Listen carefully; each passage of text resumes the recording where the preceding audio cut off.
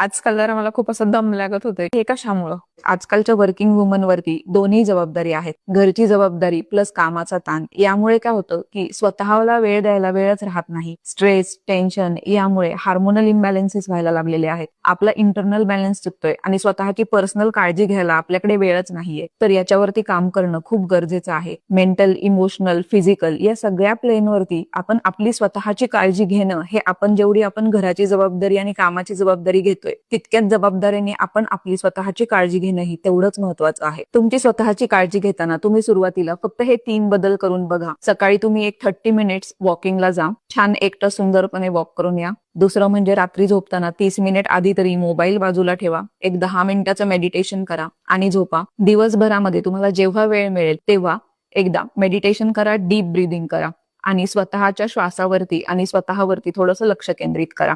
आणि तुमच्या आवडीची जी तुमची हॉबी असेल तर तुमच्या आवडीचं एखादं काम एक 10 मिनिटासाठी का होईना दिवसभरामध्ये करा. एवढे सुरुवातीला एक 2-3 बदल करा. याच्याने तुम्हाला खूप फरक जाणवेल.